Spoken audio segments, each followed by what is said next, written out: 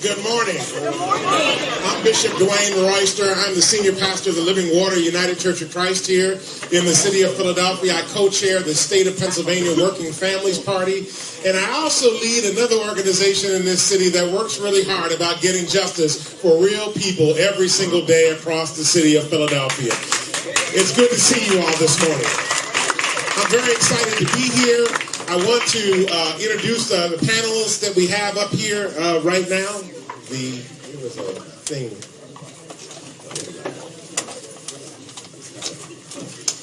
So first, we want to introduce Dr. Jude Denis from Lehigh Valley, who's the Executive Director of Power Northeast. Can we just give it up for Dr. Jude Denis?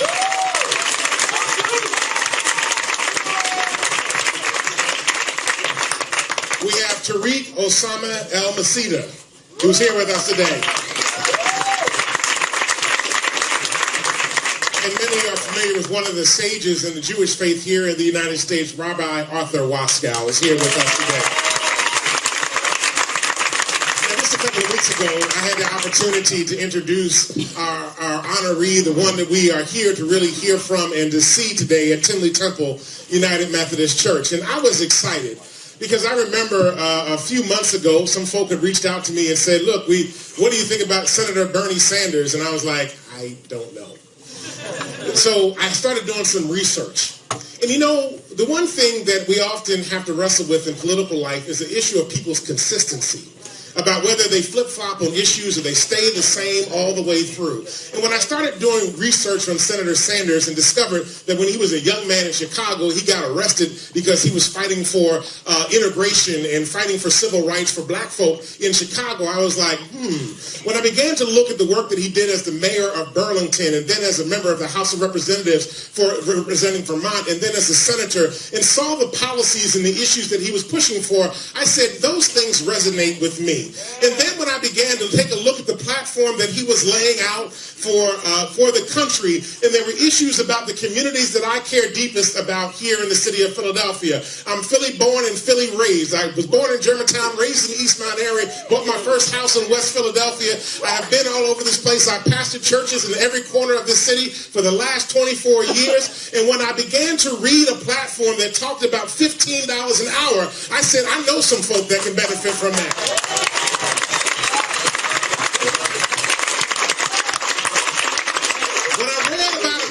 That talked about making sure that public universities across this country were free so that students of communities where people have marginalized incomes are going to be able to go and get their education for free. I said, I know some folks that can be affected by that.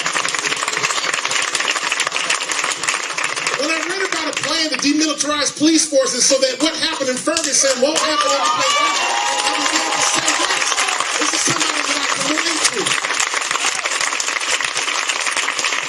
When I read about somebody that was concerned about making sure that women were getting equal pay for equal work, that was somebody that I could work with. And so I jumped on the Bernie Sanders bandwagon because I felt the burn. And I still feel the burn right now. So ladies and gentlemen, I want to introduce to you the senator from the state of Vermont who's going to change America and create a new revolution. Senator Bernie Sanders.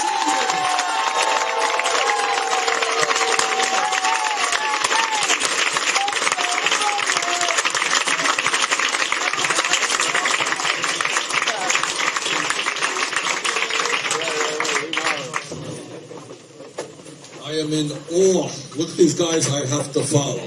Bishop, Senator Turner, here I am. Please sit down, please. Let me begin by saying this. If we were a poor country, we would have a certain type of discussion. If we were a poor country, we'd say, wouldn't it be a good idea if we had well-trained, well-paid teachers who provided excellent quality education to all of our kids? But we're a poor country. We can't do that. Wouldn't it be really good if we had the strongest child care system in the world so that when children went to public school, they had the intellectual and emotional growth that they need to do well. But we're a poor country. We can't afford to do that. Wouldn't it be, as Senator Turner and the bishop just said, wouldn't it be really great if we had a system where all of our young people who had the ability and the desire were able to get a college education regardless of their income? But we're a poor country. We can't afford to do that. My friends, the main point that I want to make this morning is we are not a poor country. We are the richest country in the history of the world. There is nothing that we cannot accomplish if we stand together and demand the best for our children and our parents. Our problem is not that we're a poor country. Our problem is that we have more income and wealth inequality than any other major country on earth. Our problem is that while inner cities throughout this country are falling apart, the top 1%, the top 1/10 of 1% now owns almost as much wealth as the bottom 90%. The top 20 people in this country own more wealth than the bottom 150 million, half of our people. We are not a poor country. We are a rich country, but almost all of that new income and wealth is going to the people on top. And what this campaign is about is essentially saying enough is enough.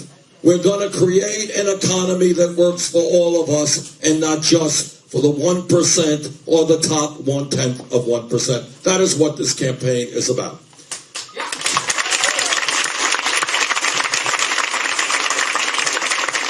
Now, throughout my political life, I've always been amazed that there is trillions of dollars available to fight wars that we never should have gotten into in the first place.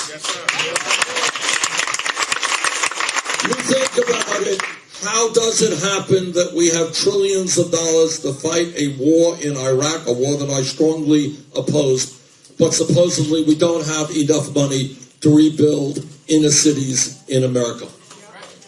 Okay, how is it that we can afford unbelievable tax breaks, hundreds and hundreds of billions of dollars for the top 1%, but we cannot afford to have quality education for our children? What this campaign is about is thinking big, not small. It is saying, and again, this is what we are trying to hammer across. None of the ideas that Senator Turner or I are talking about are radical ideas. Please understand that. Every major country on earth, the United Kingdom, France, Germany, Holland, Scandinavia, I live 50 miles away from the Canadian border. Guess what? In every one of those countries, health care is a right of all people. So you have to tell me, and I'd love to hear from you, tell me why in this great country we're the only major nation on earth not to guarantee health care to all people. All right, I work with President Obama. We've made progress in terms of the Affordable Care Act, but 29 million people still have no health insurance. Many people in this room are underinsured with high deductibles and high copayments. Is that right? All right, millions of people, even with insurance, can't afford to go to the doctor. And everybody here is getting ripped off by the drug companies who charge us the highest prices in the world. So you have to tell me something that I'm not smart enough to understand. Why is it that in this country we pay the highest prices in the world for prescription drugs? Why is it that millions of our people can't afford to go to the doctor? Thousands die every single year because by the time they go to the doctor, they're sicker than they should have been. Tell me why we have schools in this country which are literally disintegrating. Kids don't have the technology. Rats are running through some of these schools. All right, you tell me why we cannot afford to have the best schools in the world. Why we can't attract young people. Think of an America where we pride ourselves on our education. We get young people to become the great teachers that we need, that we have free tuition in public colleges and universities. I was in, Senator Turner was in, we were in Flint, Michigan a few months ago, and it was an experience I will never forget as long as I live. I was in a room with 6 or 7 parents in that community, listening to parents describe to me the brain damage their children received. Can you imagine that? A mother telling me about a bright young little girl, gregarious, good in school, now in special education because of the lead she ingested in the water in that city. Okay? And if you think Flint, Michigan is the only city in America that doesn't have clean water, you would be very mistaken. All right, think outside of the status quo. Don't always listen to what the guys behind the TV camera are telling you. All right?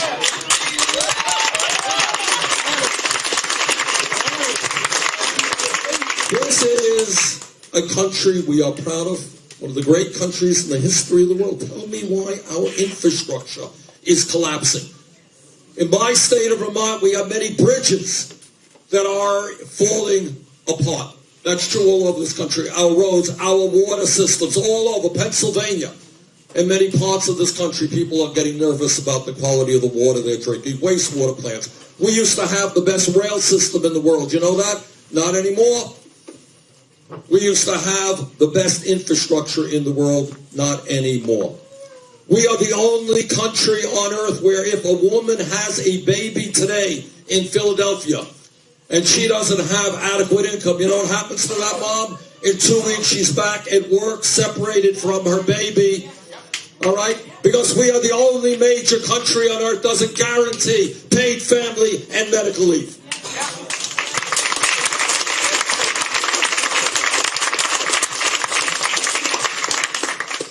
We have the highest rate of childhood poverty of any major country on earth.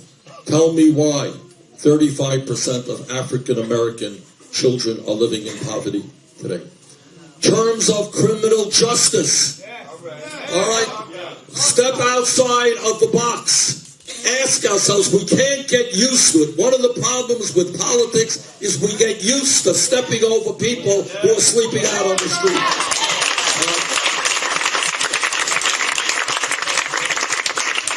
Seeing children and their parents living in cars. We cannot get used to that. Okay? We do not have to have the highest rate of childhood poverty of any major nation on earth when at the same exact moment we are seeing a proliferation of millionaires and billionaires. Now, in terms of criminal justice, tell me why. Tell me why we have more people in jail than any other country on earth. China, think about it for a second. China, 4 times our size. China is a communist, authoritarian country. They don't tolerate dissent all that great. We have more people in jail than China. Disproportionately African American, Latino, and Native American. We need real reform of a broken criminal justice system.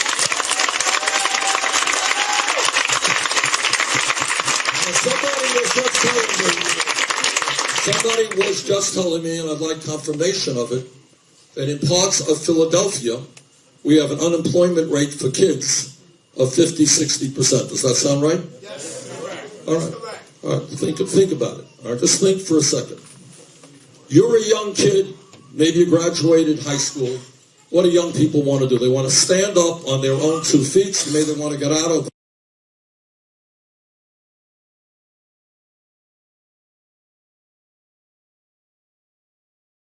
That's what you want to do.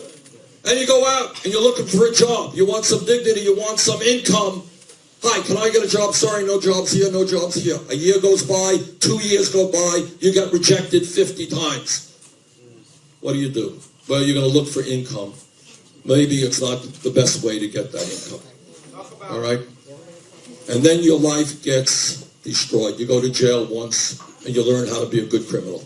All right? And you come back and that is your life. How many lives? I mean, this is This is stuff for tears. This is stuff for heartbreak. How many young people, beautiful young people's lives have been destroyed because there is no opportunity out there? All right. It is not acceptable to me that in any community in this country that we have 30, 40, 50% of our kids unemployed. And Senator Turner made the point, and it's the right point. For a fraction of that $80 billion, we spend $80 billion a year locking up 2.2 million Americans.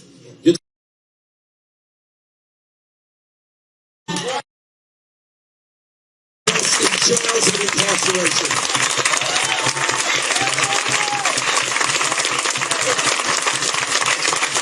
Think of an America where our young people, young boys and girls are getting the skills they need to rebuild their communities, build affordable housing, build decent schools, build neighborhood health clinics.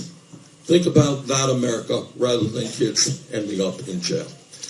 So what this campaign is about is thinking big, not small, is demanding that this country become the nation that you and I know that it can become. It is a campaign which tells the Donald Trumps of this world that we're not going to allow him to divide us up. All right, that is the oldest trick in the book.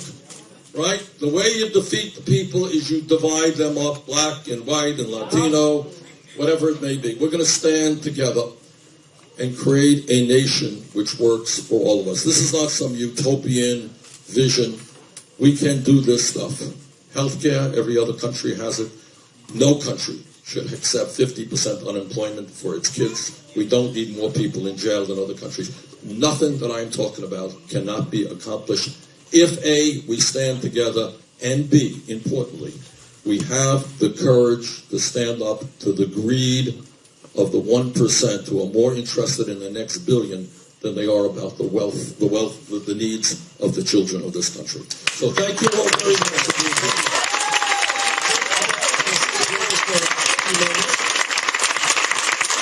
We want to have a little dialogue with the senator and these other leaders that are up here today.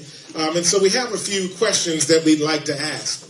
And we're going to ask folk to jump in. We're going to get to the audience. We have a few questions that we want to ask up front from the panel. First question is, Senator, your career has been a lot about social justice. And I'm wondering, for those on the panel and yourself, how do you define social justice? And what issues present the most pressing barriers to achieving social justice? And how do we measure whether or not we have achieved social justice? So if we had to put it this way, right, there's a multiplicity of issues. Some we have to tackle simultaneously, but there's some that are more pressing than others. So I would be glad to hear from, maybe we can do this, Senator, if we ask each of our other panelists to take 30 seconds to a minute to respond and then ask you to respond to what they've said. So how do you define social justice? What issues present the most pressing barriers to achieving social justice? And how do we measure whether or not we have achieved social justice? And why don't we talk with Dr. Jude? Well, for me, I mean, when I think about what's really on the menu is that we are creating a system where education has been so attacked, so underfunded, that we have created a populace that doesn't have the skills, the critical thinking skills, to actually address the issues that are on the table. So when you have kids who are going to school and they have challenges at home, for example, where they have trauma, where their hierarchy of needs aren't being met, they're not eating, they don't have a secure place to sleep, they don't have a safe place to be, and then we expect them to go to school and actually deliver on all these tests that have actually proliferated because it's a profitable venture, right? Because it's about money. And ultimately, everything in this country is about money. Don't get it twisted. It's about profits over people every time. And both parties have done it. And so I'm not sitting here saying it's one or the other. And this is one of the reasons why I support Senator Sanders, is because he's taken a stand outside of what the one party has said, the corporate party, which is that, you know what, it doesn't matter if some people get educated and others don't. And that the fact that some aren't getting educated impacts all of us. Thank you. Thank you, Tariq. Yes, first of all, I just want to welcome everyone with peace. Assalamu alaikum. Assalamu alaikum. This is Philadelphia. We have over 100,000 Muslims, maybe 200,000 Muslims. They say up to 200,000 Muslims here. But I believe that there's a Muslim professor in North Carolina, Dr. Omid Safi, who said that justice is defined as love embodied. And you can't have peace, you can't have love without justice. In Arabic, justice is defined as everything being in its rightful place. Nothing is out of its rightful place. So if we just look at hunger and poverty, for example, in our tradition, in the Muslim tradition, there's a statement of the Prophet Muhammad, peace be upon him, who said, no one should go to sleep satiated or full while their next door neighbor goes hungry. And just if we look at the rates and the levels of poverty in this country, even though we are the richest country in the history of the world, we should not have this many children and families that are struggling to eat. You know, so just one example, there's so many issues of social justice, and this is part of every Abrahamic tradition, every religious tradition. Social justice is part of that current that flows through every tradition. But just looking at hunger, the amount of poverty we have here, the unemployment that he just mentioned, 60% of the youth here in Philadelphia unemployed. That's a horrendous number. So I think from the Muslim tradition, justice is really so multifaceted, and it's a struggle of educating people. I mean, a lot of these. If Senator Sanders wasn't in this race and still in this race, and he will be in this race till the end,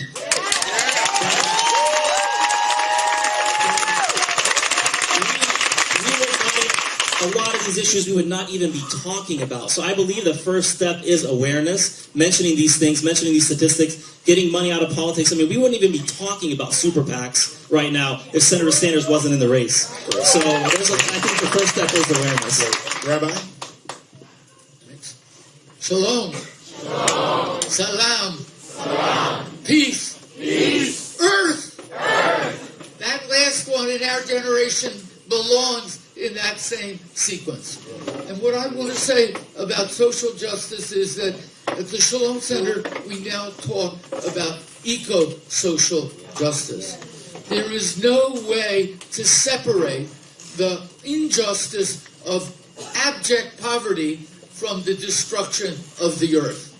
As the destruction of the earth goes on, the first and the worst impacts are the people who live on the edge of an ocean where a typhoon sweeps away thousands of the poor because that's where they have been squeezed into living.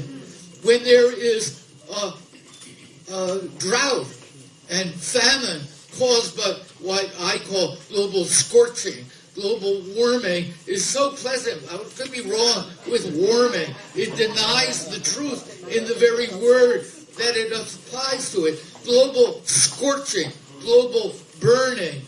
When there is drought, the hungry starve. And the poor become hungry. And we have seen civil wars and genocide erupt in Central Africa, in Syria, because of that scorching of the planet. So we need to weave it together. It's not yes or no. It's not the earth or human beings. One of the things I love about Hebrew is the word for earth is Adamah, and the word for human being is Adam. The two words tell the truth, that we are interwoven. The trouble with the English word environment is that it says it's in the environs, it's out there somewhere. Adam, Adamah is the truth. And we need to act as if that's the truth. So that means, for example... Rabbi, I do want to cut you off, but I didn't want to get Senator Sanders to jump in there and respond. One sentence, okay. It means building at the grassroots or the pavement tops of American society, solarization co-ops where people, A, they save enormous amounts of money on the electric bill, and B, they save the planet from being scorched, and it's linked together. Thank you, Rabbi.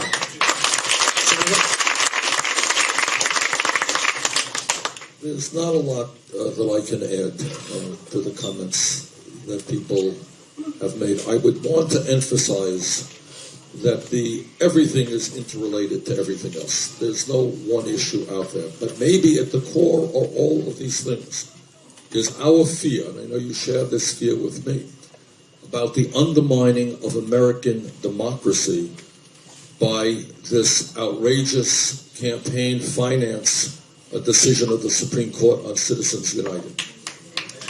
And what is happening now is that super PACs funded by Wall Street and billionaires and the fossil fuel industry and the private prison industry and all of the big money interest, their goal is to elect people who will represent their interest. Our job is to overturn that decision and to create a vibrant democracy where we have one of the highest voter turnouts in the world, not one of the lowest voter turnouts in the world. Thank you, Senator Sanders. So the organization I lead here in Philadelphia that goes by the name Power,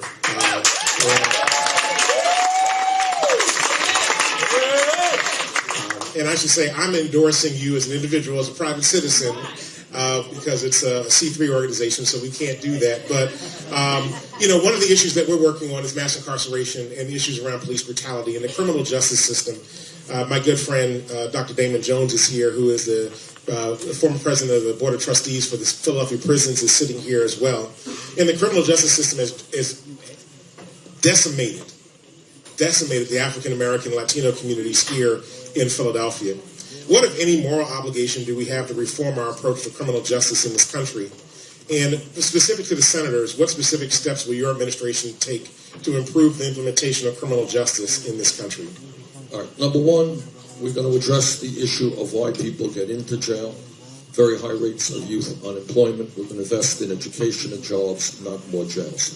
Number two, we are going to take a very hard look at local police departments around this country. Federal government doesn't run local police departments, but it can play a very significant role with both the carrot and the stick. So what do we want? Number one, we will hold police officers accountable when they break the law. I will fight. My Justice Department will investigate every instance of where somebody who is being apprehended by a police officer dies in police custody. That will trigger a Federal Department of Justice investigation. Number two, we will demilitarize local police departments. You got police departments that look like occupying armies, not there to protect the people in the community. Number three, we will make police departments reflect the diversity of the communities they serve. Number four, we will end private ownership of jails and detention centers.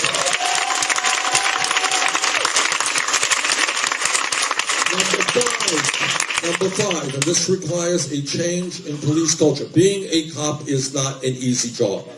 That's the truth. And most of the police officers I know are honest and hardworking. But what we have got to ingrain in police departments is that lethal force is the last response, not the first response.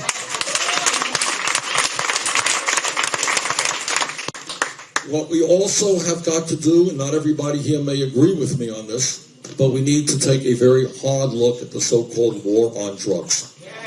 All right? All right? And for a couple of reasons. Turns out that millions of people have police records for possession of marijuana over a 30-year period. Okay?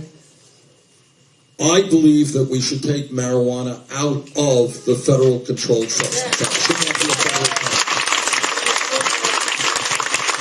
Because when you have a police record for possession, it makes it that much harder to go out and get a decent job. All right? I also believe that we have to take a hard look at the rate of recidivism in this country. When people are arrested, and do their time, they need to have the education and the job training and the housing so that they don't get back into the same environment which got them in jail in the first place. And I'll tell you something else. This is unbelievable.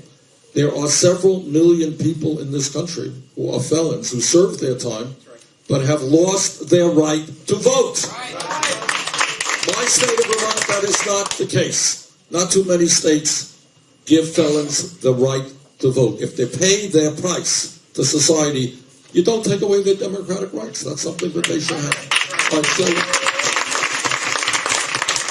So those are a few of the areas that I would focus on. Thank you, Senator. Thank you. So we want to go local here to Philadelphia for a moment. Mayor Kenney recently introduced a plan to provide universal preschool to all 4-year-olds in Philadelphia. We think that's a great idea. It's a great idea, is it not? Yeah. We want our kids to start school earlier, get the education that they need. But to pay for this, he wants to put a tax on soda that would disproportionately affect low-income and middle-class Philadelphians. What are your thoughts on this, and does this sound like a moral issue to you? Well, here's what it sounds like. I absolutely agree with the mayor that we need a revolution, as I mentioned earlier, in child care and pre-K. Too many kids are in inadequate child care centers where the instructors don't have the training or the background to provide the quality care those kids need. No argument. I would go further than the mayor. I think this is a right, not just for 4-year-olds, but for all of our children. But I do have a serious disagreement with how you fund this. When you have massive income and wealth inequality, when 58% of all new income generated today is going to the top 1%, you don't have to fund child care on the backs of the poorest people in this city. That's a regressive way to raise funds. Now, I also know, and I'm not going to argue with anybody, we have an obesity problem in this country. I don't want kids getting hooked up on sugar. I agree with that as well. So let us deal with that issue. Let's get kids off of sugar. Let's make sure that we have the best child care system in the world in America. And I will fight for that as president. But you don't do it through regressive taxation. I think he was talking about, you get a 12-ounce bottle of soda, that's like 30 or 40 cent tax on that bottle of soda. That's 5 bottles, a bottle a day, that's, $2 a week for a low-income family. That's a lot of money.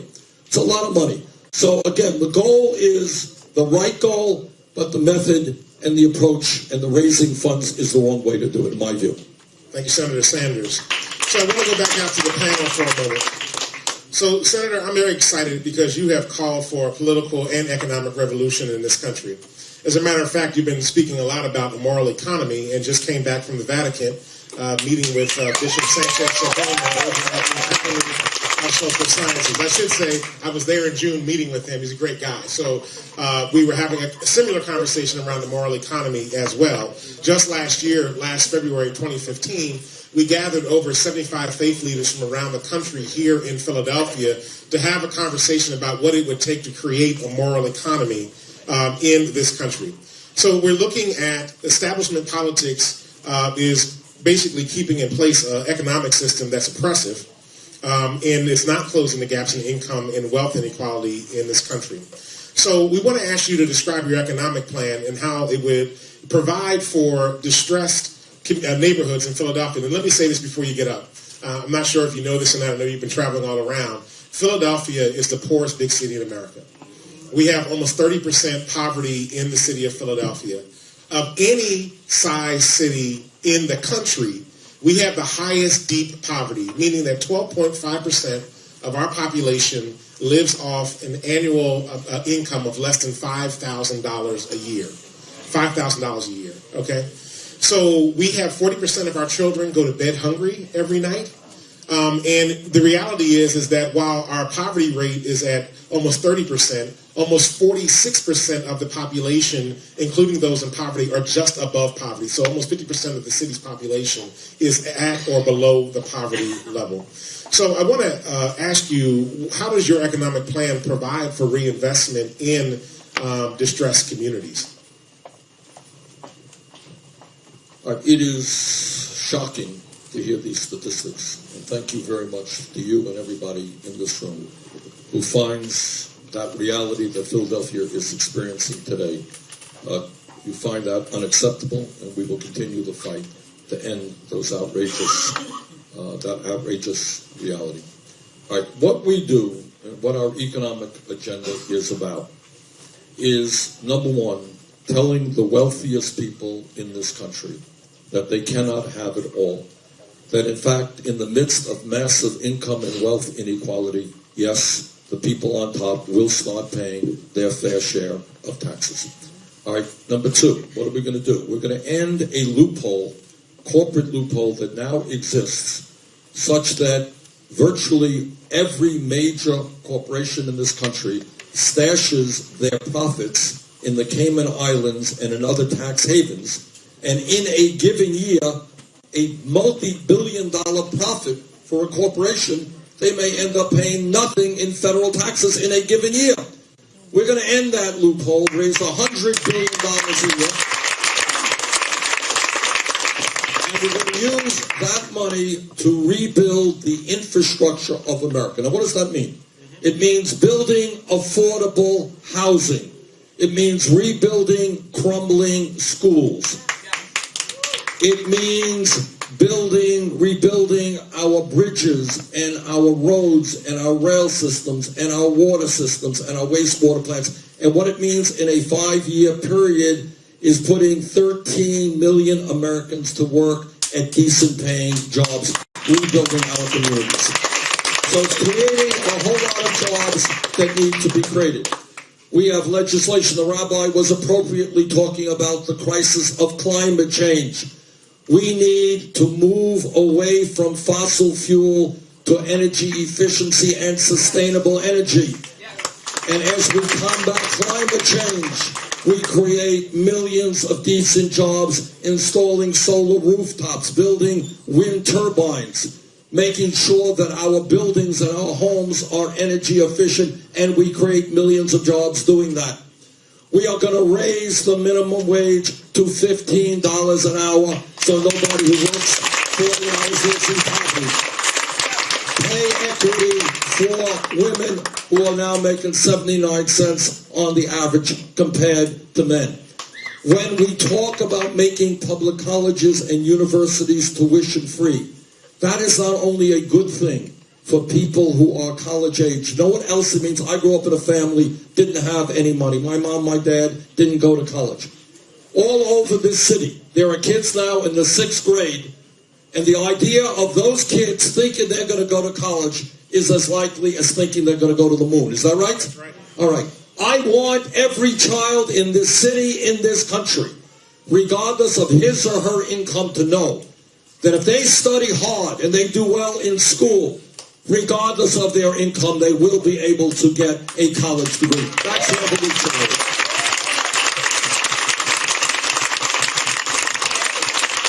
So essentially, bottom line is, we are going to invest in those communities hit the hardest. Sad and tragically, Philadelphia is one of those cities. Don't tell me, America, that we do not have the wealth and the capability to rebuild our inner cities. We have spent many billions of dollars rebuilding the infrastructures of Afghanistan and Iraq. You know what? Let's rebuild Philadelphia and Detroit and Chicago.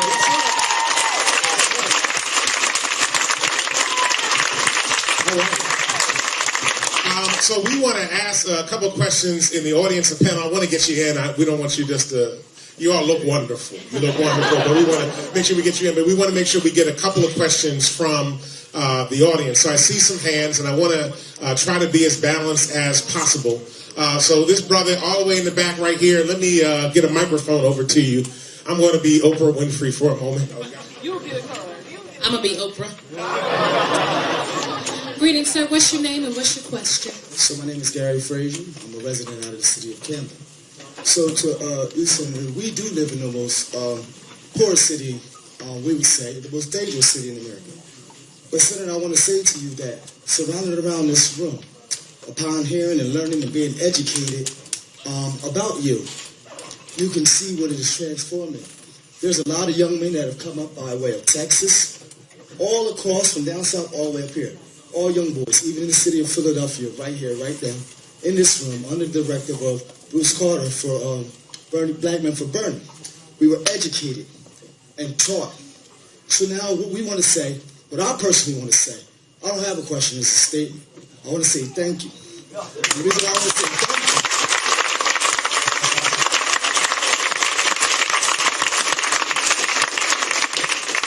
the reason why I want to say thank you is because of being able to see that. It gave all of us hope. Those of us who come from the urban communities who don't see hope, you have given that to us. The young men that are in here from Philadelphia, for Black Men for Burning, stand up. I want you to recognize these men. So, you are giving us hope again. The battle that we see with our elders, the battle that we see with our elders, we have to say thank you to you as one of ours from our forefathers who fought for us to be where we are at today. We say thank you to you because we have hope again, that we can take this back to our communities, that we can say to our communities that this movement is real. Yes, Mr. Sanders, it is about getting you elected, but it is also about restoring the man into the home, restoring the families into the home, restoring the value into the home. And that's all. I say thank you. Thank you. Thank you very much. That was awesome. Awesome.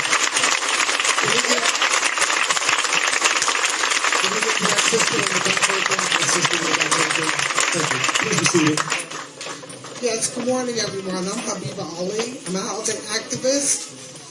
Senator Sanders, I was so elated when I heard you speak of affordable housing. I'm a formerly homeless mother of 4 due to domestic violence. I'm now a developer of a nonprofit, Rays of Hope, and we do solar. We have the greenest houses in the state of Pennsylvania for formerly homeless parents. What I would like to do right now, you see across the country, is Section 8 housing. This city is open, this city is open, this city is open. We need to open subsidized housing across the country and stop playing with people. People on waiting lists for subsidized housing for 10, 15, 20 years. It is crazy. When people are coming out of the federal crime system, one of the things we need to do is make people who have felons are able to live in subsidized housing. When they come home, a lot of our brothers in the joint, because they don't have nowhere affordable they can live. Parents can't take them if they're in public housing. If you have subsidized housing, they can't do it. We need accessible, affordable housing now. I support you. I was on the fence, but you got me.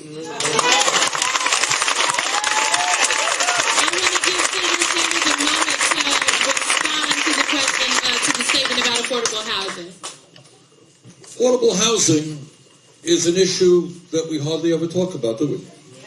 And you know why? Because the people who are paying 50 or 60% or more of their income for that housing, they don't contribute money to the super PACs, do they? They don't make large campaign contributions. Many of them don't even vote because they've given up on the political process. So who cares about them? We care about them.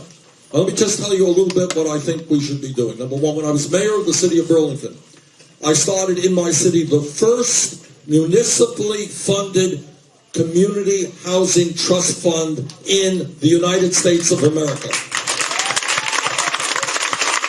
And it is now spread all over the world. It has been acknowledged by the United Nations. That means that you can live in affordable housing, and when you leave, that housing is still affordable. It is not market-based. You understand what I mean? So we keep it affordable for future generations. I worked with Congresswoman Barbara Lee of Oakland when I was in the House, and we passed something which is a real important issue that hardly anyone's talking about. That is the need for low-income rental units. All right, we passed a major piece of legislation a couple of years ago, finally got started funding with $200 million. We need a lot more. Bottom line is, you're quite right. People today cannot find affordable housing. When I was growing up, I lived in a rent-controlled housing unit in Brooklyn, New York. We paid, my brother was just telling me this, we were paying our family, which didn't have any money, about 20% of our income for that housing unit. 20%. Do you know anybody who's paying 20% of their income? People are paying 50, 60%. How do you have any money left over to eat? Or to buy insurance or get a car or get gas in the car? All right, so we need a crash program to build low-income, affordable housing in America. We're going to put people to work doing that. It will address a real crisis. And your point is also right. People get out of jail. But one of the things about this criminal justice system, we talk about 2.2 million people being in jail. That's a crisis. But you know what we don't talk about? What about the wives and the children whose husband is in jail? What about the children? How many of them are not getting the care that they need, the love that they need, the financial resources that they need with a father in jail? Amen. All right, and your point is right. Somebody gets out of jail, what happens? They can't even return to their family, right? That doesn't make sense to me. All right, so we got a lot of work to do, and when we talk about rebuilding neighborhoods and rebuilding Philadelphia or Detroit or any place else, affordable housing has got to be at the top of that list. Thank you, Senator Sanders. We have one more question in the back right there. This is our last question. Senator Sanders, my name is Reverend Dr. Wayne Weathers. I have a very quick question to ask. 1999, I got my divinity degree from Duke University. I'm saddled in student loan debt. My wife graduated from University of North Carolina, Chapel Hill. 1996, she's pursuing her second master's. Still from her master's degree in 1996, she's saddled in debt. I have a daughter at Clark Atlanta University. We were blessed with some type of tuition assistance. When she comes out, she's saddled with debt. I have a son going to junior college. By the time he finishes, he's going to be saddled with debt. So the question that I have for you is, I like your plan about affordable college education, but what is your plan for those who are saddled in student loan debt? Thank you very much for that question.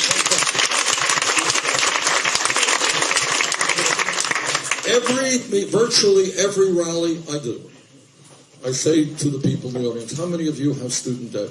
Unbelievable, the number of hands. So there you go.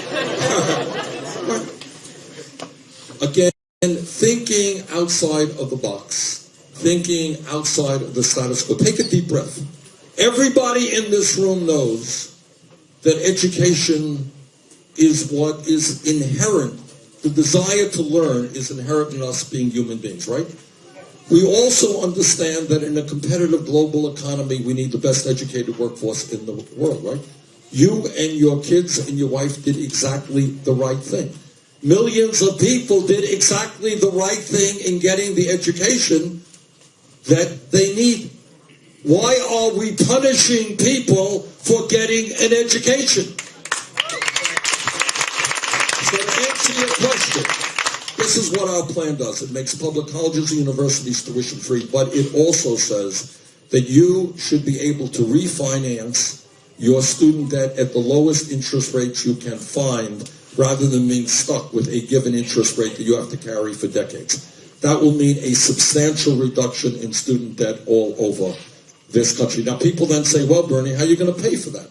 You know how we're going to pay for that? All of you remember that 8.5 years ago, we bailed out Wall Street.